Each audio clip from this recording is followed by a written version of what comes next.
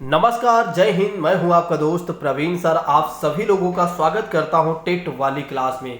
दोस्तों, जिस तरह से आप सभी लोग मेहनत कर रहे हैं, बिल्कुल इसी तरह से मेहनत करते रहिए। निश्चित तौर पर आप सभी लोगों का सिलेक्शन हो जाएगा। देखिए, ये जो सीरीज है बहुत ही महत्वपूर्ण है। इस सीरीज को डेली देखा करें, मतलब दूसरी सीरीज आने से पहले जरूर इस सीरीज को देख लिया करें। चलिए आइए बात करते हैं आज के अपने पहले प्रश्न के बारे में कि आज का हमारा पहला प्रश्न क्या है। देखिए, जवाब दीजिएगा सभी लोग। प्रश्न ए है कि फातिमा तर्क करती है कि आपको ईमानदार होना चाहिए। देखिए, फातिमा कहती है, यहाँ पर तर्क करती है कि आपको ईमानदार होना चाहिए क्योंकि इससे आपके माता पिता आप पर गर्व करेंगे। यदि आप ईमानदार होती हैं तो आपके माता पिता आप पर गर्व करते हैं। फातिमा कोलवर के नैतिक चिंतन के किस चरण में है? यहाँ पर पहले बताइएगा इसका आंसर। सामाजिक अनुबंध अभिनवकरण के बारे में। सामाजिक अनुबंध ध्यान रखिएगा, ये पता नहीं क्या आ गया। चलिए दूसरी बात करते हैं अभिनवीकरण के बारे में। चलो कोई नहीं। कानून व्यवस्था अभिनवीकरण के बारे में। अच्छा लड़का अच्छा लड़की के अभिनवीकरण के बारे में। और दंड आज्ञा पालन का अभिनवीकरण के बारे में। बताइएगा कौन से चरण में है यहाँ पर, मतलब फातिमा किस चरण में है, यानी कि जल्दी से इसका आंसर बताइए। देखिए, अगर हम बात करते हैं इसके आंसर के बारे में तो बिल्कुल अगर यहाँ पर देखा जाए तो सी ऑप्शन सही हो जाता है, क्योंकि अच्छा लड़का अच्छा लड़की की बात की जा रही है। ठीक है, यदि आप ईमानदार होते हैं तो आपके माता पिता तर्क करेंगे, आपके माता पिता आप पर गर्व करेंगे। तो कहीं ना कहीं अगर देखा जाए तो फिर ये चीज़ें कहाँ पर देखने को मिल रही हैं, तो ये हमें अच्छा लड़की और अच्छा लड़के बनने की बात कही जा रही है। ठीक है, तो कोलवर के नैतिक सिद्धांत में ये चीज़ें आती हैं, इस बात को ध्यान रखिएगा। आइए अब बात करते हैं इसी के साथ अगले प्रश्न के बारे में। निम्न में से कौन सा कौशल उच्च श्रेणी चिंतन नहीं है? निम्न में से कौन सा कौशल उच्च श्रेणी के चिंतन में नहीं है? विशेषण नहीं है, निरूपण नहीं है, रचना नहीं है, प्रत्यास्मरण नहीं है। जवाब दीजिएगा दोस्तों, जवाब दीजिएगा जल्दी से। इसका जवाब क्या हो जाएगा? प्रश्न ये है कि कौशल उच्च श्रेणी चिंतन में नहीं आता है। कौन सी चीजें हैं? देखिए, अगर देखा जाए तो ऐसे में चौथा सही हो जाता है, यानी कि प्रत्यास्मरण की बात करते हैं, जो कि एक तरीके से क्या है, उच्च श्रेणी के चिंतन में नहीं आता है। बाकी तीनों चीजें आती हैं, इस बात को ध्यान रखिएगा। आइए अब बात करते हैं इसी के साथ अगले प्रश्न के बारे में। प्रश्न क्या है, जवाब दीजिएगा। आइए मैं पढ़ देता हूं। देखिए, इसमें प्रश्न ये कहा जा रहा है, इनमें से कौन सी विधि समावेशन के अनुरूप नहीं है? इनमें से कौन सी विधि समावेशन के अनुरूप नहीं है? विविधता को सराहना और महत्व देना, और सब बच्चों में स्वाभिमान और सीखने के लिए आत्मविश्वास बढ़ाना, शारीरिक सामाजिक और प्रवृत्ति संबंधी के बाधाओं को दूर करना, और श्रवण अक्षमता को वाले बच्चों के लिए अलग विद्यालय का प्रावधान करना। यहाँ पर ये पूछा जा रहा है कि समावेशन के अनुरूप नहीं है। जैसे कि समावेशी शिक्षा की बात करते हैं तो उसमें समावेशन की बात की जाती है। ठीक है, उसी तरह से यहाँ पर क्वेश्चन पूछा जा रहा है, या उसी से रिलेटेड भी ये कह सकते हैं। ठीक है, इसका जवाब जल्दी से दीजिएगा। देखिए, विविधता का सहारा और महत्व देना, बिल्कुल यहाँ पर अगर देखा जाए तो ये सही बात है। नेक्स्ट बात करते हैं, सब बच्चों को स्वाभिमान और सीखने के लिए आत्मविश्वास बढ़ाना या पैदा करना, बिल्कुल सही है। नेक्स्ट बात करते हैं, शारीरिक सामाजिक व प्रवृत्ति संबंधी बाधाओं को दूर करना, बिल्कुल सही है। लेकिन अगर देखा जाए तो यहाँ पर गलत ये है कि श्रवण अक्षमता वाले बच्चों के लिए अलग विद्यालय का प्रावधान नहीं करना है। क्या नहीं करना है? अलग विद्यालय का प्रावधान नहीं करना है। अगर ऐसा किया जाएगा तो आप सोचिए कि बहुत सारी चीज़ें बढ़ जाएंगी, मतलब एक तो खर्च भी बढ़ जाएगा, पहली बात कर सकते हैं। दूसरी बात करते हैं, समस्याएं भी कहीं ना कहीं आ जाएंगी। आजकल तो अगर देखा जाए तो कान की मशीन भी आ गई है। ठीक है, ऑप्शन नंबर यहाँ पर डी सही हो जाता है, इस बात को ध्यान रखिएगा, भूलिएगा नहीं। आइए अब बात करते हैं इसी के साथ अगले प्रश्न के बारे में। प्रश्न ये है कि अबीर की कक्षा में बच्चे शिक्षक और सहपाठियों के साथ विविध प्रकार के चुनौतीपूर्ण क्रियाकलापों में भाग लेते हैं और मिलजुल कर ज्ञान का निर्माण करते हैं, और इस प्रकार की कक्षा क्या कहलाती है?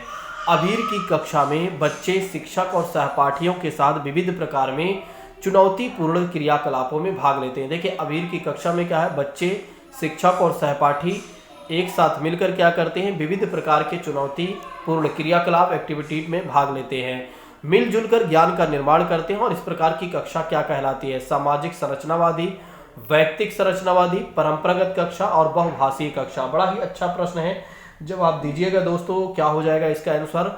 देखिए अबीर की कक्षा में बच्चे भी हैं, शिक्षक भी हैं और सहपाठी भी हैं, सभी एक साथ एक एक्टिविटी में पार्टिसिपेट कर रहे हैं और मिलजुल कर ज्ञान का निर्माण कर रहे हैं।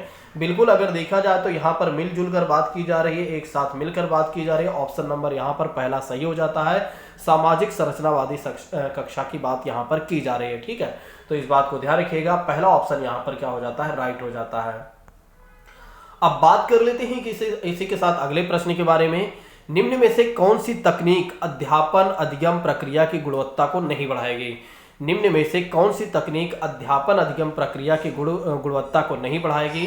पहला ऑप्शन कहता है कि जानकारी को प्रस्तुत करने के विविध तरीके अपनाकर। दूसरा ऑप्शन कहता है कि मतों को अव्यक्त करने के विविध विकल्प देकर। तीसरा ऑप्शन कहता है कि अधिगम के आकलन के लिए विविध तरीके लगाकर। चौथा ऑप्शन कहता है बच्चों को विविध तरीके से नामीकरण करके। देखिए यहाँ पर क्वेश्चन ये है कि निम्न में से कौन सी तकनीक ऐसी है जो अध्यापन यानी कि पढ़ाने में अधिगम प्रक्रिया को गुणवत्ता को नहीं बढ़ाएगी, मतलब सीखने की गुणवत्ता को नहीं बढ़ाएगी, यहां पर ये बताना। देखिए यहां पर प्रश्न ये है, पहला विकल्प कहता है जानकारी को प्रस्तुत करने के विविध तरीके अपनाकर। पहला ऑप्शन कह रहा है मतों को अव्यक्त करने के विविध विकल्प देकर, अधिगम के आकलन हेतु विविध तरीके लगाकर, बच्चों को विविध तरीके से नामीकरण करना यानी कि उन्हें एक तरीके से कैटेगराइज करना। उनको एक तरीके उनको नामीकरण का मतलब हो जाता है उनके नाम से एक तरीके से कहा जा रहा है। ठीक है, इसका आंसर बताइएगा जल्दी से। इसका आंसर अगर देखा जाए तो ए भी सही है, ए भी सही है, ए भी सही है, लेकिन यहाँ पर अगर देखा जाए तो बच्चों को विविध तरीके से नामीकरण करके बिल्कुल गलत हो जाएगा। ठीक है, ये बातें ध्यान रखिएगा। चलिए अब बात करते हैं इसी के साथ अगले प्रश्न के बारे में। जवाब दीजिएगा मेरे प्रिय साथियों, जवाब दीजिएगा अगले प्रश्न के बारे में। सभी लोग प्रश्न करते रहे हैं। देखिए बहुत ही महत्वपूर्ण क्वेश्चन है। आप भारत के किसी भी YouTube चैनल पर जाएंगे तो इस तरह के प्रश्नों को आपको देखने को नहीं मिलेंगे, बस इधर उधर के प्रश्न आपको देखने को मिलेंगे। समकक्षी की बात करते हैं, यहाँ पर समकक्षी की बात करते हैं जो समान कक्ष के संदर्भ में समूह के संदर्भ में क्या सही है। बच्चों के द्वितीयक समाजीकरण में उनकी एक महत्वपूर्ण भूमिका होती है। बच्चों के समाजीकरण में उनकी कोई भूमिका नहीं होती है। बच्चों के समाजीकरण में उनकी लघु लेकिन निरर्थक भूमिका होती है। द्वितीयक समाजीकरण का कारक नहीं होता है। जल्दी से इसका जवाब दीजिएगा। देखिए बहुत सारे छात्र हमारे साथ नए जुड़ रहे हैं, उन सभी छात्रों का नेम लिया जाएगा और जो पुराने छात्र हमारे हैं उन सभी छात्रों में अगर देखा जाए तो जैसे कि ऑफलाइन की बात करते हैं आज पहले, तो ऑफलाइन की बात करते हैं तो जैसे रीना जी हैं और पूजा जी हैं। ठीक है, ये लोग हमारे साथ डेली जुड़ते हैं। और दूसरी बात करते हैं रितिका जी की बात करते हैं तो ए भी और मीनाक्षी जी की बात करते हैं। तो कुछ छात्र ऐसे हैं जो बाद में वीडियो को देखते हैं। और ऑनलाइन की बात करते हैं तो डिम्पल जी की बात करते हैं, प्रियंका जी की बात करते हैं, मोनिका जी की बात करते हैं, स्वाति जी की बात करते हैं। ये सभी छात्र हमारे साथ डेली जुड़ते हैं और डेली पढ़ते हैं। कुछ छात्र नए जुड़े हुए हैं, उनका नेम मुझे याद नहीं है, बाकी मैं उनका कल नेम जरूर लूँगा। ठीक है, तो आप अगर जो लोग बाद में देखा करें अपना अटेंडेंस दे दिया करें। और ललिता जी हैं जो हमारे साथ डेली जुड़ते हैं, ठीक है, वे भी बाद में क्लास को देखती हैं। तो जो लोग बाद में देखा करें वे लोग अपना अटेंडेंस नाम लिख दिया करें एटलीस्ट, तो ज़्यादा अच्छा रहे। चलिए इसका जवाब जल्दी से दीजिएगा दोस्तों, क्या सही हो जाएगा। बहुत सारे छात्र इसका जवाब देना शुरू कर दिए हैं। बिल्कुल अगर यहाँ पर देखा जाए तो पहला ऑप्शन यहाँ पर सही हो जाता है कि पहला ऑप्शन ये सही हो जाता है, समकक्षी समूह के संदर्भ में सही ए है कि बच्चों के द्वितीयक समाजीकरण में उनकी एक महत्वपूर्ण भूमिका होती है। दोस्तों इस बात को ध्यान रखिएगा। आइए बात करते हैं इसी के साथ अगले प्रश्न के बारे में। प्रश्न ए है कि हार्वर्ड गार्डनर के बहुबुद्धि सिद्धांत के अनुसार इनमें से कौन सी बुद्धि जटिल आंतरिक भावनाओं को पहचानने और उनका प्रयोग करके अपने आचरण को दिशा बनाने की योग्यता से संबंधित है। एक बार फिर से मैं प्रश्न पढ़ना चाहूंगा ताकि आपको याद हो जाए, समझ में आ जाए। हार्वर्ड गार्डनर के बहुबुद्धि सिद्धांत में ये कहा गया है कि इनमें से कौन सी बुद्धि है जो जटिल आंतरिक भावनाओं को पहचानने में और उनका प्रयोग करके अपने आचरण को दिशा बनाने की योग्यता से संबंधित है। दोस्तों ठीक है, अंतर्वैयक्तिक बुद्धि, अंतःवैयक्तिक बुद्धि और भाषात्मक बुद्धि, प्राकृतिक बुद्धि। बड़ा ही अच्छा प्रश्न है, जवाब देने में आपको कठिनाई नहीं होनी चाहिए। ठीक है, जल्दी से इसका आंसर दीजिए दोस्तों कि क्या हो जाएगा। बहुत सारे हमारे नए दोस्त हैं, बहुत सारे हमारे पुराने दोस्त हैं जो लगातार जवाब को देने में बिल्कुल हेजिटेट नहीं कर रहे हैं और फटाफट आंसर दे रहे हैं। इसका आंसर जो हो जाएगा बी सही हो जाएगा। क्या सही हो जाएगा? इसका आंसर बी सही हो जाएगा। इस बात को ध्यान रखिएगा। आइए अब बात करते हैं इसी के साथ अगले प्रश्न के बारे में। प्रश्न ये है कि एक ऐसी दशा जिसमें कोई बच्चा पढ़ते समय कुछ अक्षरों और शब्दों को हटा देता है या प्रतिस्थापित कर या फिर उल्टा कर देता है तो उसे क्या कहलाता है। ठीक है, या क्या कहलाती है वो चीज़ें।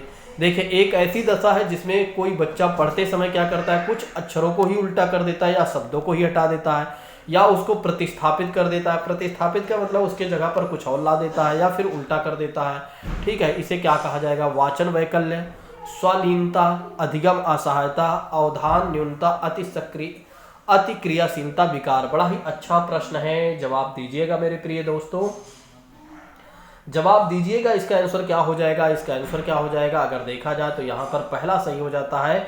वाचन कौशल की बात करते हैं, वाचन वैकल्य की बात करते हैं, क्योंकि जब पढ़ते समय ही बच्चा क्या करता है, किसी चीज़ को उल्टा कर देता है, जैसे सरल को सलर पढ़ना, ठीक है, या शब्दों का हेर फेर कर देना या किसी अक्षर या पूरे सेंटेंस को इधर उधर कर देना। तो ये क्या है, वाचन, यानी कि पढ़ने के समय, स्पीक करते समय क्या कर रहा है बच्चा, ऐसा कर रहा है, तो उसे वाचन वैकल्य कहलाएगा।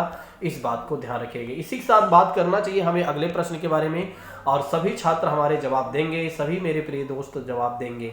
निम्न में से कौन सा सवाल है प्रक्रियात्मक ज्ञान से संबंधित है। निम्न में से कौन सा सवाल है जो प्रक्रियात्मक ज्ञान से संबंधित है। अमेरिका की राजधानी क्या है। यहाँ पर प्रक्रियात्मक का मतलब हो जाता है जो एक प्रोसेस से संबंधित ज्ञान से। मानचित्र और ग्लोबल में क्या अंतर है। 3 अंकों वाली संख्याओं को जोड़ने का तरीका क्या है। प्रकाश संश्लेषण की परिभाषा क्या है। एक प्रोसेसिंग के थ्रू क्या होता है, ज्ञान से संबंधित यहाँ पर सवाल है, जवाब दीजिएगा।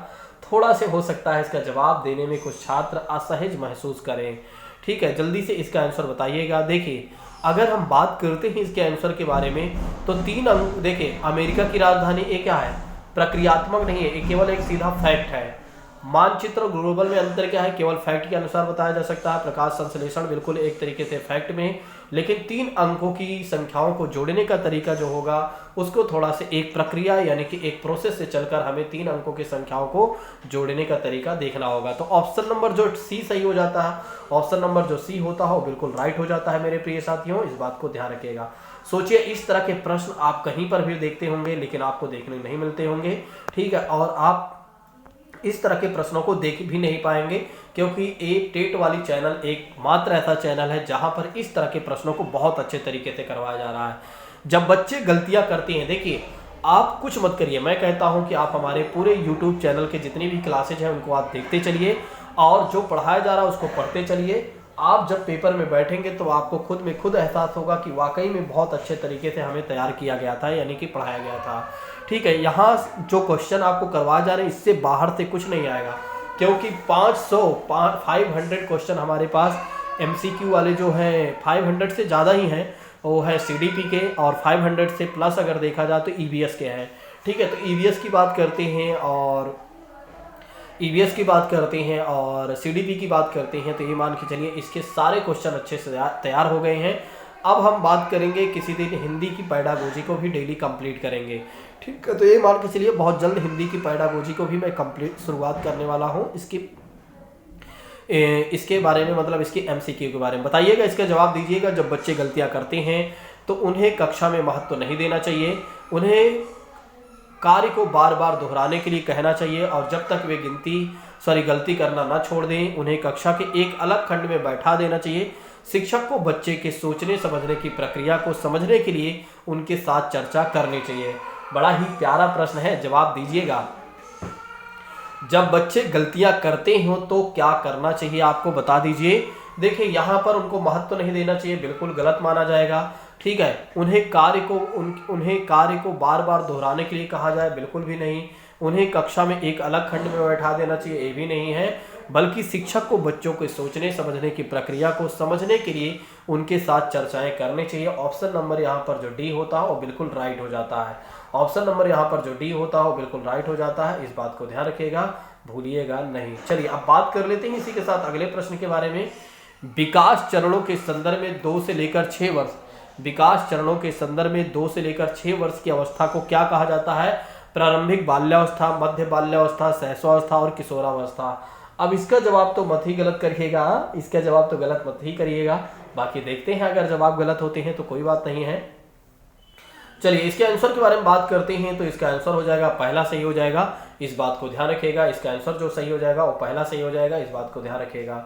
चलिए अब बात करते हैं इसी के साथ अगले प्रश्न के बारे में। प्रश्न ये है कि जीन पियाजे के अनुसार बच्चे द्वारा संरक्षण संबंधी समस्याओं का समाधान निकालने की योग्यता तार्किकता के किन आधारभूत पहलुओं पर निर्भर करती है।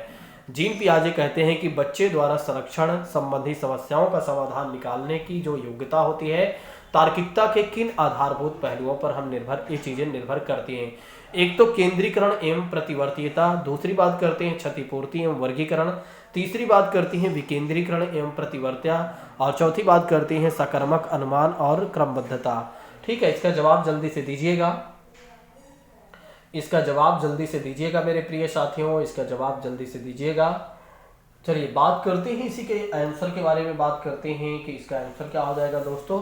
तो इसका आंसर हो जाएगा सी सही हो जाएगा। क्या सही हो जाएगा? सी सही हो जाएगा, इस बात को ध्यान रखिएगा। इसका आंसर सी सही हो जाएगा, ठीक है, भूलिएगा नहीं। चलिए अब बात कर लेते हैं इसी के साथ अगले प्रश्न के बारे में। प्रश्न का जवाब दीजिएगा। वंचित पृष्ठभूमि से आने वाले बच्चों के अधिगम एवं विकास के संदर्भ में कौन सा कारक संभावित जोखिम वाला है? वंचित पृष्ठभूमि से आने वाले बच्चों के अधिगम एवं विकास के संदर्भ में कौन सा कारक संभावित जोखिम में है? एक तो अध्यापकों की उनकी क्षमताओं के बारे में नकारात्मक सोच और उनके प्रति बहुत कम अपेक्षाएं का होना। दूसरा ऑप्शन कहता है यहाँ पर पाठ्य पुस्तकों की कहानियों में सुविधा वंचित पृष्ठभूमि के बच्चों का मुख्य पात्र के रूप में प्रतिनिधित्व। तीसरा ऑप्शन कहता है जहां तक संभव हो सके विद्यालय जाने वाले ज्ञान और स्थानीय ज्ञान के बीच जुड़ाव पर बल दें। चौथा ऑप्शन कहता है कि कक्षा में विजातीय आधारित समूह बनाना। बड़ा ही अच्छा प्रश्न है, इसका जवाब जल्दी से दीजिएगा कि क्या इसका जवाब हो जाएगा।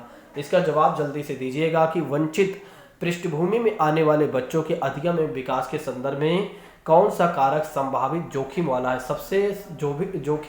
सबसे एक तरीके से कह सकते हैं संभावित जोखिम वाला आपको बताना है। ठीक है, इसका जवाब क्या हो जाएगा? इसका जवाब हो जाएगा पहला सही हो जाएगा। अगर देखा जाए ऐसे में तो क्या कहा जा रहा है, वंचित पृष्ठभूमि, जो एक तरीके से वंचित पृष्ठभूमि से आने वाले बच्चे होते हैं, अधिगम एवं विकास के संदर्भ में सबसे ज़्यादा जोखिम वाली बातें ये हैं कि अध्यापकों की उनकी क्षमताओं के बारे में नकारात्मक सोच होती है, उनके प्रति बहुत कम ही अपेक्षाएं रखते हैं। अध्यापक ये सोचते हैं कि इन बच्चों को कुछ नहीं आएगा, ये कुछ नहीं जानते हैं। ठीक है, ये सबसे जोखिम वाली बातें हैं यहाँ पर। ऑप्शन नंबर अगर देखा जाए तो पहला यहाँ पर सही हो जाता है। ठीक है, जो कि हमने बता ही दिया। आकलन का उद्देश्य क्या है बताइएगा। आकलन का उद्देश्य क्या है? बच्चों को भय युक्त परिवेश में अध्ययन करने के लिए प्रेरित करना, बच्चों को धीमी गति से सीखने वाले प्रखर एवं समस्यात्मक रूपों में चिन्हित करना, और तीसरा ऑप्शन कहता है अधिगम पर विश्वसनीय प्रतिपुष्टि देना। चौथा ऑप्शन कहता है कक्षाओं में प्रतियोगिताओं को प्रोत्साहित करना। जवाब दीजिएगा, बड़ा ही अच्छा प्रश्न है, जवाब दीजिएगा मेरे प्रिय साथियों, जवाब देते चलिए। यदि आपको आ रहा है, नहीं आ रहा है तो फिर भी एक बार तो प्रयास आपको करना ही चाहिए। जल्दी से इसका जवाब दीजिएगा दोस्तों। चलिए बात करते हैं इसके आंसर के बारे में। तो इसका आंसर हो जाएगा सी सही हो जाएगा कि आकलन का उद्देश्य होता है अधिगम पर विश्वसनीय प्रतिपुष्टि देना। इस बात को ध्यान रखिएगा। ठीक है, चलिए अब बात करते हैं इसी के साथ अगले प्रश्न के बारे में। थोड़ा सा प्रश्न बड़ा है लेकिन जवाब दीजिएगा। कथन में यह है कि अहमद प्रभावशाली समस्या समाधान को समन्वित या इंगित करता है, कह सकते हैं, इंगित करने के लिए अपनी कक्षा के बच्चों को समानांतर रूप से सोचने के लिए कहता है। ठीक है, और दूसरा कारण ये है कि बच्चे सार्थक तरीके से सीखते हैं जब अध्यापक उन्हें मौका देते हैं तो पहले जो जानते हैं और उससे संबंध बनाएं। ठीक है, पहला ऑप्शन ये है कि ए और आर दोनों सही हैं। सही आर सही व्याख्या करता है ए की, फिर ए और आर दोनों सही है लेकिन आर सही ए की व्याख्या नहीं करता है। ए बताइएगा। चलिए इसके जवाब के बारे में अगर देखा जाए दोस्तों तो इसका जवाब क्या हो जाएगा? इसका जवाब हो जाएगा दोस्तों, क्या हो जाएगा? पहला सही हो जाएगा। इसका जो जवाब हो जाएगा पहला सही हो जाएगा। बिल्कुल यहाँ पर आप देख सकते हैं कि इसका जवाब पहला सही हो जाएगा। अहमद प्रभावशाली समस्या समाधान को एक तरीके से इंगित करने के लिए या समस्या समाधान करने के लिए अपनी कक्षा के बच्चों को समानांतर रूप से सोचने के लिए कहता है सभी लोग अपनी समस्या सभी लोग जो समस्याएं हैं उस पर सोचिए, और बच्चे सार्थक तरीके से सीखते हैं जब अध्यापक उन्हें मौका देते हैं। बिल्कुल, अगर बच्चों को सही तरीके से मौका मिलता है तो वे अच्छे सीखते हैं और पहले वे जानते हैं फिर उससे संबंध बनाते हैं। ठीक है, ऑप्शन नंबर यहाँ पर पहला सही हो जाता है। ठीक है, इस बात को ध्यान रखिएगा। चलिए अब अगला प्रश्न है, जवाब दीजिएगा।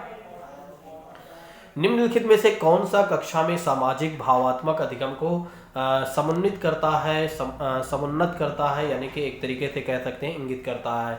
ठीक है, निम्नलिखित में से कौन सा कक्षा में सामाजिक भावात्मक को इंगित करता है दोस्तों? तो शिक्षार्थियों में प्रतियोगिता को बढ़ावा देना, जबरदस्ती थोपे गए अनुशासन का प्रयोग करना, तदानुभूति रखने एवं बात सुनने वाले अध्यापकों और अच्छे अंक लाने का दबाव। बड़ा ही अच्छा प्रश्न है, जवाब दीजिएगा दोस्तों। जल्दी से इसका आंसर दीजिएगा कि सामाजिक भावात्मक अधिगम को क्या चीज़ें इसमें इंगित करती हैं। बिल्कुल, अगर देखा जाए तो यहाँ पर एक बार आप देख रहे हैं शिक्षार्थियों को प्रतियोगिता को बढ़ावा देना, नहीं भाई, सामाजिक भावात्मक चीज़ें जबरदस्ती थोपे गए ये भी बात नहीं, अच्छे अंक नहीं। यहाँ पर अगर देखा जाए तो बात को सुनने वाले यानी कि तदानुभूति रखने एवं बात सुनने वाले अध्यापक की बात की जा रही है। ठीक है, इस तरह की एक तरीके से कह सकते हैं भावात्मक चीज़ें यहाँ पर जुड़ रही हैं। ठीक है, ऑप्शन नंबर यहाँ पर क्या हो जाता है? सी सही हो जाता है। इस बात को ध्यान रखिएगा। आइए बात करते हैं इसी के साथ अगले प्रश्न के बारे में। जवाब दीजिएगा मेरे प्रिय साथियों।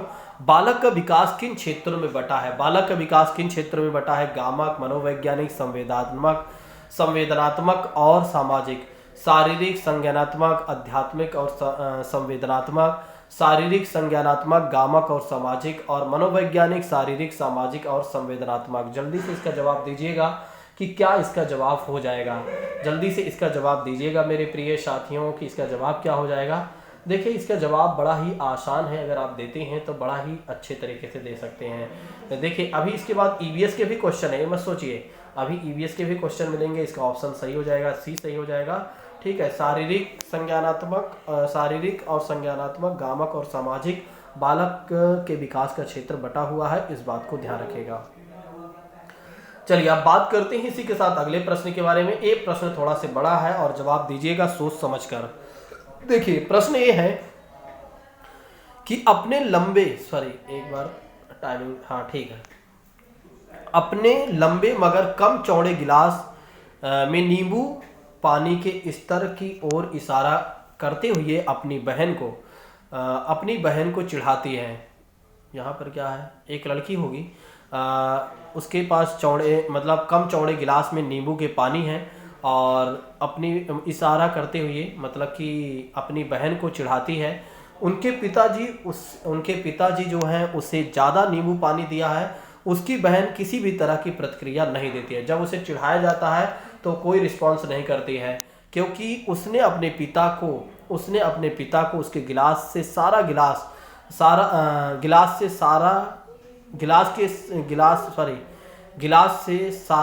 नींबू पानी डालते हुए, यहाँ पर थोड़ा से काट देते हैं, सारा गिलास में नींबू पानी डालते हुए देखा। वह जानती है कि दोनों गिलास में नींबू की मात्रा समान है और इस संदर्भ में क्या प्रदर्शित करते हैं। मतलब कि एक लड़की है जो एक तरीके से ये चिढ़ा रही है कि देखिए तुम्हारा ज़्यादा हमारा कम है, लेकिन दूसरी वाली जो है उसे पता है कि यहाँ पर कोई चीज़ें असमान नहीं है बल्कि समान है। जवाब दीजिएगा यहाँ पर क्या बातें कही जा रही हैं। केंद्रीकरण की बात की जा रही है, जीववाद और क्रमबद्धता और वर्ग समावेशन। इसका जवाब दीजिएगा दोस्तों कि इसका जवाब क्या हो जाएगा। देखिए, इसका जवाब जल्दी से दीजिएगा कि क्या चीज़ें हो जाएंगी दोस्तों। देखिए, इसका जवाब बड़ा ही आसान है, ज़्यादा आपको टेंशन नहीं लेना है। केंद्रीकरण हो जाएगा, ऑप्शन नंबर ए सही हो जाएगा, क्योंकि यहाँ पर क्या है, एक ही चीज़ों पर ध्यान दिया जा रहा है। ठीक है, एक ही चीज़ों पर फोकस किया जा रहा है कि हाँ भाई किस में ज़्यादा और किस में कम है। ठीक है, तो लेकिन यहाँ पर अगर देखा जाए तो सभी में दोनों ही गिलास में समान चीज़ें हैं। ठीक है, तो ऑप्शन नंबर यहाँ पर पहला सही हो जाता है। चलिए अगला प्रश्न ये है कि जेंडर जन्म के समय निर्धारित होता है। जेंडर कब निर्धारित होता है? आनुवांशिक विशिष्टताओं द्वारा, पूर्व निर्धारित होता है, सामाजिक संरचनाओं द्वारा, आरोपित होता है एक आंतरिक गुण के द्वारा। जल्दी से इसका जवाब दीजिएगा क्या हो जाएगा। ठीक है, जेंडर जन्म के समय निर्धारित होता है, आनुवांशिक विशिष्टताओं द्वारा पूर्व निर्धारित होता है और सामाजिक संरचनाओं द्वारा आरोपित होता है एक आंतरिक गुण है। देखिए, कुछ लोग सोच रहे होंगे इसका पहला आंसर लगा देते हैं, जन्म के समय निर्धारित होता है। ऐसी बातें नहीं है। ठीक है, यहाँ पर जेंडर देखा जाए तो एक बच्चे को नहीं पता होता है, समाज बताता है कि बच्चों को कि तुम लड़की हो, तुम लड़के हो, तुम्हें ये करना चाहिए, तुम्हें वो करना चाहिए। यानी कि जो जेंडर वाला जो लैंगिक इशू वाला चैप्टर है दोस्तों, उससे संबंधित एक क्वेश्चन है। ठीक है, तो सामाजिक संरचना, समाज बताता है कि लड़कियों को ये करना चाहिए, लड़कों को करना चाहिए। ठीक है, ऑप्शन नंबर सी यहाँ पर सही हो जाता है। चलिए, लॉरेंस कोल्वर के अनुसार 7-8 वर्षीय बच्चों में नैतिक निर्णय लेने का आधार क्या है? लॉरेंस कोल्वर के अनुसार देखा जाए तो 7-8 वर्षीय बच्चों में नैतिक निर्णय लेने का आधार क्या माना जाएगा? ठीक है, अब सामाजिक व्यवस्था को बनाए रखना, सामाजिक अनुबंध को बनाए रखना, दंड और आज्ञा पालन, सार्वभौमिक नैतिक सिद्धांत। बड़ा ही अच्छा प्रश्न है, जवाब दीजिएगा कि लॉरेंस कोल्वर के अनुसार 7-8 वर्षीय बच्चों में नैतिक निर्णय लेने का आधार क्या है? ठीक है, जवाब दीजिएगा। बिल्कुल इसका जो जवाब हो जाएगा सी सही हो जाएगा। ठीक है, इसका जो जवाब सही हो जाएगा वो सी सही हो जाएगा, इस बात को ध्यान रखिएगा। दंड और आज्ञा पालन की बात की जा रही है यहाँ पर। ठीक, चलिए बात करते हैं इसी के साथ अगले प्रश्न के बारे में। प्रश्न क्या है कि किस स्तर पर बच्चों ने अपने आसपास की दुनिया के बारे में एक जीववादी दृष्टिकोण होता है, मतलब कि आसपास की दुनिया के बारे में एक जीववाद दृष्टिकोण उनका होता है, और वे मानते हैं कि पेड़ पौधे और बादल वगैरह चलते हैं और लुढ़कते पत्थरों की मनसाएं इरादे हो सकते हैं। तो यहाँ पर किस समय बच्चे ऐसे सोचते हैं कि जितनी भी चीज़ें चलती होती हैं उनमें सब में जान होती है, मतलब उसमें जीवन होता है। संवेदी चालक अवस्था, पूर्व संक्रियात्मक अवस्था, मूर्त संक्रियात्मक अवस्था, अमूर्त संक्रियात्मक अवस्था। अब ये प्रश्न तो गलत नहीं होना चाहिए वैसे। चलिए जल्दी से इसका जवाब दीजिएगा दोस्तों। इसका जवाब क्या हो जाएगा? इसका जवाब हो जाएगा बिल्कुल यहाँ पर बी सही हो जाएगा। इसका जो जवाब सही हो जाएगा वो बी सही हो जाएगा, इस बात को ध्यान रखिएगा। आइए अब बात कर लेते हैं इसी के साथ अगले प्रश्न के बारे में। अगला प्रश्न क्या है? अगला प्रश्न है कि एक बच्ची लिखाई में निरंतर कठिनाई का सामना करती है, उसे अक्षर बनाने और शब्दों के बीच अंतराल करने में चुनौती महसूस हो रही है। यह लक्षण अधिगम विकार की किस ओर इशारा करती है या करते हैं? पठन वैकल्य, आलेख वैकल्य और गुणन वैकल्य और ध्यान एवं अति सक्रियता विकार। बड़ा ही अच्छा प्रश्न है, जवाब दीजिएगा दोस्तों। ठीक है, अच्छा प्रश्न है, जवाब दीजिएगा। बिल्कुल इसका जो जवाब हो जाएगा, इसका जो जवाब हो जाएगा बी सही हो जाएगा। ठीक है, आलेख वैकल्य की बात करती हैं तो एक बच्ची लिखाई में निरंतर कठिनाई का सामना करती है और उसे अक्षर बनाने और शब्दों के बीच अंतराल करने में चुनौती महसूस करती है। लक्षण है आलेख वैकल्य। चलिए नेक्स्ट बात करते हैं। अगला प्रश्न ये है कि सृजनात्मकता का अनिवार्य लक्षण माना जाता है अपसारी चिंतन। अपसारी चिंतन की बात करते हैं और दूसरी बात करते हैं आवेगशीलता, सोच में केंद्रीकरण, अभिसारी चिंतन। बड़ा ही अच्छा प्रश्न है। ठीक है, इसका जवाब जल्दी से दीजिएगा। देखिए अगर हम बात करते हैं अभिसारी चिंतन की बात करते हैं तो अभिसारी चिंतन को क्या कहा जाता है? कन्वर्जेंट थिंकिंग कहा जाता है। कन्वर्जेंट थिंकिंग में ये होता है जो प्रश्न पूछा जाएगा उसका उत्तर जो होगा बिल्कुल सटीक होगा। कहने का मतलब ये है कि अगर पूछा गया भारत के पहले प्रधानमंत्री कौन थे तो पंडित जवाहरलाल नेहरू, बिल्कुल आराम से बता देंगे। अभिसारी चिंतन में क्या होता है कि बच्चों को स्वयं विचार करने का अवसर मिलता है। अगर उनसे ये बोल दिया जाता है कि काश आपके पास पंख होते तो आप क्या करते, तो अलग अलग तरह के वे जवाब देंगे। इसलिए यहाँ पर क्रिएटिविटी अनिवार्य का जो लक्षण माना जाएगा वो माना जाएगा दोस्तों अपसारी चिंतन माना जाएगा, यानी डाइवर्जेंट थिंकिंग माना जाएगा। क्या माना जाएगा? डाइवर्जेंट थिंकिंग, इस बात को ध्यान रखिएगा। चलिए बात करते हैं इसी के साथ अगले प्रश्न के बारे में। जवाब दीजिएगा, फटाफट जवाब देते चला करें दोस्तों, जवाब देते चला करें।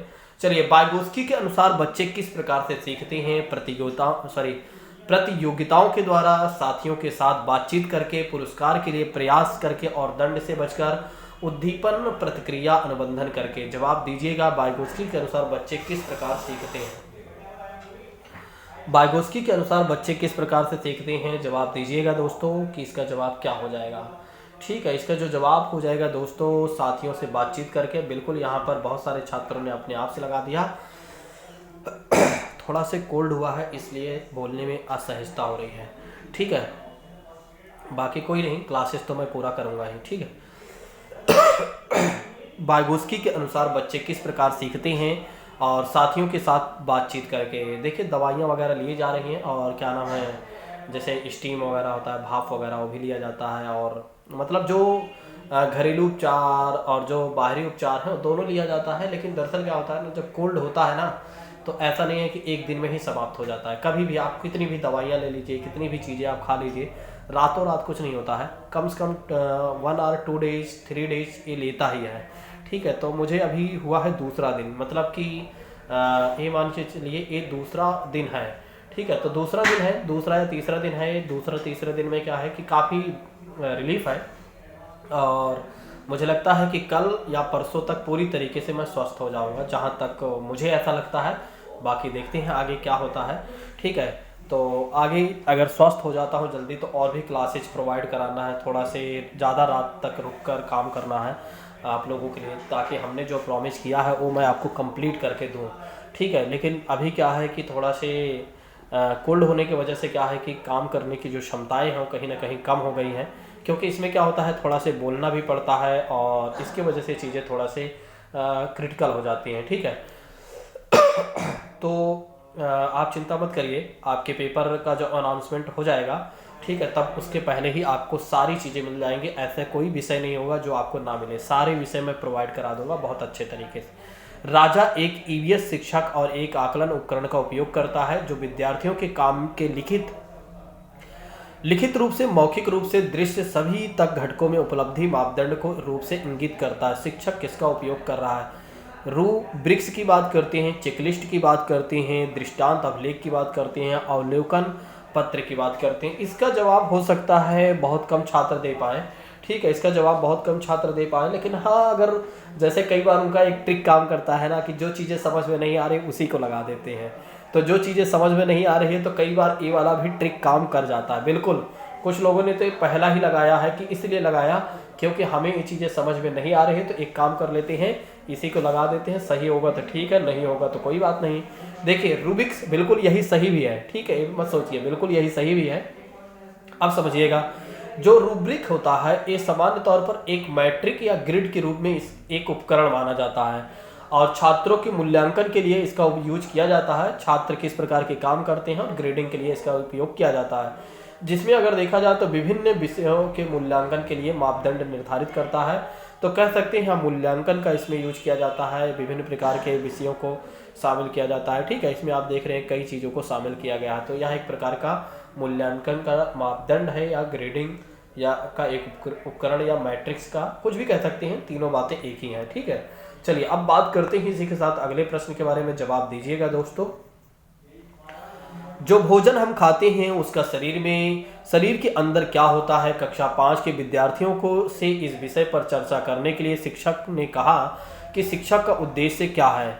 पाचन क्रिया, वैज्ञानिक प्रत्ययों के विषय में विद्यार्थियों की कल्पनाशीलता का विकास करना, प्रश्न सही उत्तर प्रतिपादन करने में विद्यार्थियों की मदद करना, विद्यार्थियों के अंतर्बोधि विचारों का अन्वेषण करना, उपरयुक्त सभी। अच्छा प्रश्न है, जवाब दीजिएगा।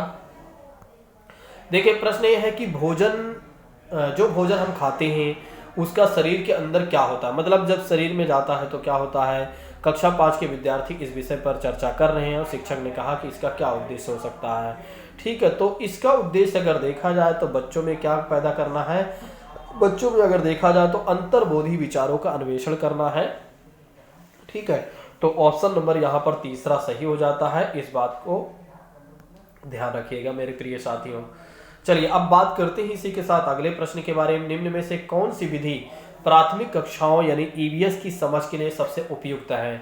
ठीक है, थोड़ी सी बड़ी क्लास हो जाती है तो बहुत सारे छात्र नहीं देख पाते हैं, तो मैं चाहूँगा कि ज़्यादा बड़ी क्लास ना हो।